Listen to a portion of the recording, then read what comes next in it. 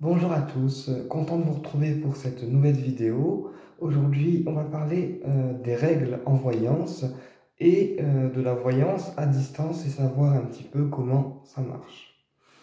Alors, les règles en voyance, comme on est médium, voyant, guidant, on a certaines règles, une certaine déontologie à respecter et une certaine ligne de conduite à respecter, d'accord? On ne fait pas de la voyance n'importe comment. Donc, les règles en voyance. Déjà, on ne force jamais un client à la consommation. C'est-à-dire que un client qui vient vous voir toutes les semaines ou tous les mois ou toutes les 2 semaines pour la même question ou avoir un tirage, d'accord? Au bout d'un moment, on le freine parce que il ne faut pas non plus que la voyance devienne une addiction pour le client. C'est-à-dire que la voyance, elle est bien pour guider la personne en fonction d'une décision ou dans sa vie parce qu'elle est perdue ou autre, d'accord? Mais quelqu'un qui a tendance à devenir accro à la voyance, d'accord? Eh bien, on le freine, puisqu'il y a des gens qui deviennent très vite accros à la voyance et qui pensent que les voyants sont des dieux et qu'on a tout le savoir en nous. Alors que voilà, la voyance, c'est juste présent pour guider, aider la personne, mais en aucun cas on devient accro à la voyance euh, comme ça. Donc, si vous avez un client qui devient accro à la voyance, d'accord, on le freine. Déjà, première règle. Moi, personnellement, je préconise une voyance tous les mois, c'est largement assez. D'accord? Une voyance par mois. Ensuite, deuxième règle, on ne doute jamais de notre voyance, de nos tirages de cartes, puisque il y a des personnes qui vont y croire, d'accord, et il y a des personnes qui vont être beaucoup plus sceptiques et qui vont vous dire, ah bah ta voyance, j'y crois pas parce que ce que tu me dis c'est impossible, d'accord. Donc ça peut vous faire douter de vous et de vos tirages. Donc deuxième règle, on doute jamais de nos tirages. Nous, on est juste présent pour donner les informations au client, d'accord, avec les cartes, le pendule ou ce que vous préférez pour pratiquer la voyance, d'accord, mais en aucun cas on doute de notre guidance et de notre tirage. Parce que si vous doutez de vous et de votre tirage, eh bien, c'est à ce moment-là que le tirage sera faussé en fait. Et que les réponses peuvent être faussées puisque le mental va prendre le contrôle sur votre intuition et le tirage va du coup en fait être faussé. Donc on lâche le mental, on lâche le mental et on ne doute pas de nous, d'accord? Et si l'autre personne en face de vous, elle doute de ce que vous lui donnez, ben c'est pas votre problème en fait, c'est pas votre problème. Vous donnez les réponses aux questions et basta. Ça s'arrête là, d'accord? Mais en aucun cas on doute de soi. Et si la personne elle ne vous croit pas, ben c'est que quelque part elle n'est pas prête à entendre la vérité ou à entendre la réponse telle qu'elle est. Voilà. Ensuite, troisième règle, dans la voyance, on n'annonce jamais de mort, puisque la mort, elle vient vous chercher quand c'est votre heure, en fait. Mais c'est pas à nous, en tant que médium ou en tant que voyant, d'annoncer la mort de quelqu'un ou d'annoncer la mort du consultant. Sauf si vraiment on sent que c'est proche et que on peut le dire, d'accord? Parce que on a l'autorisation des guides. Mais sinon, en aucun cas, on annonce une mort à quelqu'un parce que la mort, elle vient vous chercher quand elle l'a décidé. D'accord? Donc moi, en médiumnité ou en voyance, je n'annonce jamais de mort.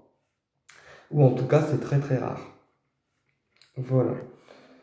Euh, donc ça, c'est tout des règles en voyance à respecter. D'accord?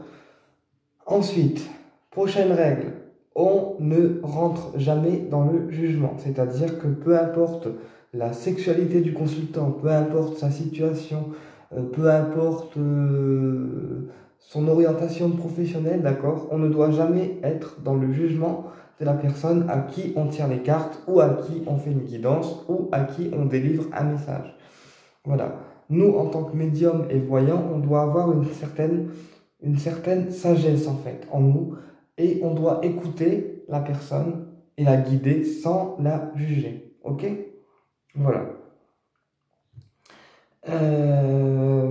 Ensuite, aussi important, quand on fait une consultation de voyance, on nettoie l'environnement avec des encens, comme l'encens de lavande qui va nettoyer l'environnement, apaiser l'atmosphère, et il va connecter aussi le médium et la personne concernée au monde spirituel, ce qui va permettre d'avoir du coup un meilleur message et une meilleure réception des informations.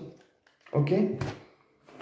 Ensuite, on peut aussi utiliser le Spiritual Life, qui est un encens que j'ai découvert grâce à Thomas et Aurore de la boutique L'Aurore Céleste, voilà, qui va connecter en fait directement au guide. C'est-à-dire que quand on brûle cet encens là, pour une consultation, eh bien, on est directement connecté avec les guides de la personne, d'accord? Parce qu'ils viennent directement en fait avec nous dans la pièce pour nous guider pendant la consultation. Que ça soit une consultation en présentiel ou une consultation à distance. Ok? Et on peut aussi mettre de l'encens de sang de dragon, d'accord? Ou Dragon's Blood, comme on veut, parce qu'il y a les deux noms qui sont donnés, pour en fait nettoyer l'environnement et dégager des entités néfastes qui pourraient venir polluer en fait la consultation. Voilà. Ou on peut également brûler l'encens de Padre Pio que j'ai ici qui facilite la guérison et c'est aussi un encens de protection, donc qui protège en fait la salle de consultation et la consultation en elle-même. Ensuite, maintenant, comment une voyance à distance se passe? Quand on doit tirer les cartes pour une personne et qu'elle n'est pas en face de nous parce qu'elle est à distance et qu'elle ne peut pas venir se déplacer directement, eh bien, ne paniquez pas. Prenez un jeu avec lequel vous avez l'habitude de travailler, voilà, ou alors le jeu que vous sentez le mieux pour la personne, d'accord, et tirez les cartes comme si la personne était en face de vous, ok? Parce que même si la personne est à distance de vous, eh bien les guides de la personne sont avec vous, d'accord?